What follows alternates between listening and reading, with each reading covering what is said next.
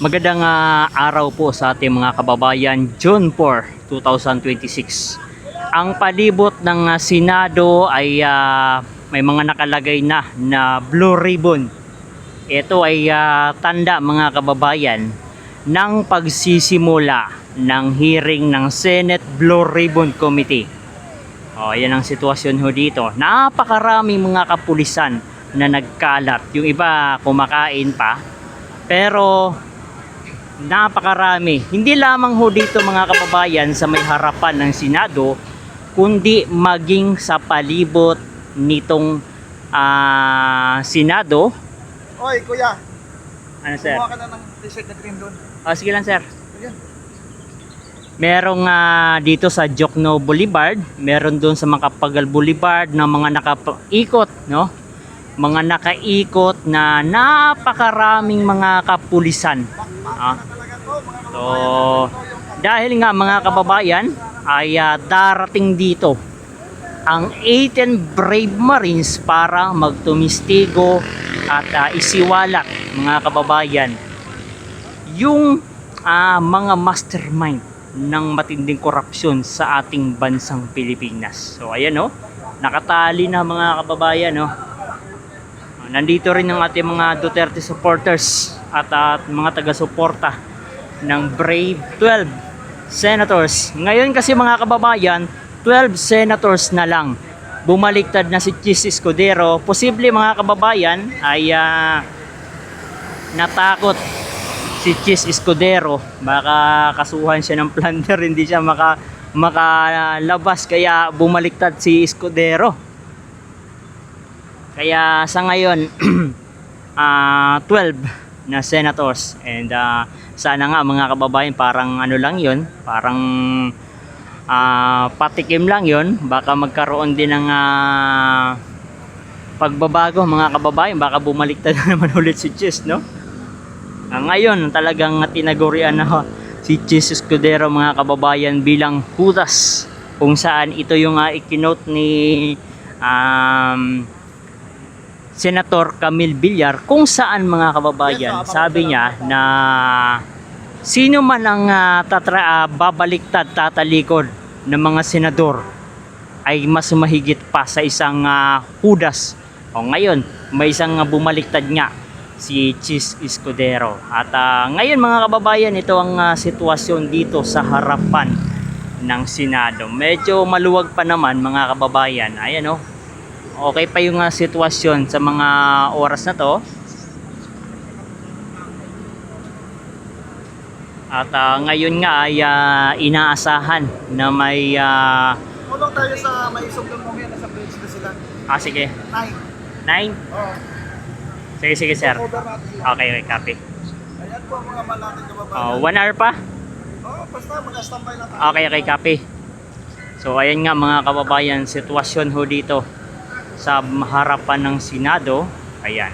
At gustong mangyari kasi nitong umagaw ng posisyon sa Senado, mga kababayan, ay hindi magkaroon ng hearing. Pero hindi naman papayagan ho ng talagang legitimate o talagang totoong Senate President na si Senator Alan Peter Cayetano. Ayan nga, nagtitipon-tipon o unti-unti nang dumarami ang ating mga kababayan na sumusuporta, no, sa Brave 12 Senators, Brave 18 Marines. Ayan nga, nagtaas na ng bandila ng Pilipinas. Ayan ang Pilipino, mga kababayan. Kapag magkakaroon ng rally, tinataas agad ang bandila ng Pilipinas. Yung mga nagrarally na mga makakaliwang grupo, ang tinataas ko nila, ang bandila nila, mga banderitas ko nila, yung Gabriela Kabataan, yung Anak Bayan, mga banderitas ko nila. Sa atin naman, mga Duterte supporters, talagang bandila ho ng Pilipinas ang winaway-gayway. Ibig sabihin nito, tayo ay maka-Pilipino, hindi makabanyaga. Ayan, mga kababayan, pakita ko sa inyo, no? Ayan, dito sa 13 senators, kaya pala nahuhuli ito. Ayan oh, kaya pala nahuhuli ito. Ayan. Kasi siya siguro yung kabayan yung kahit ano nahahatak siguro dito ng mga crocodile, no? Nahahatak siguro ito ng mga crocodile. Kaya't bumaliktad ho ito si Chis Escudero. So, ang ating 12 senators, brave 12 senators, mga kababayan, Senator Amy Marcos, Senator Jinggoy, Senator Pia Cayetano, Senator Bato, Senator Cayetano Alan, Senator Marcoleta, Senator Ligarda, tama ba? Senator Villar, Mark Villar, Senator Bongo, Senator Camille Villar, Senator Joel Villanueva at si Senator Robin Hood Padilla. Tanggalin na ho natin itong isang bumaliktad, mga kababayan.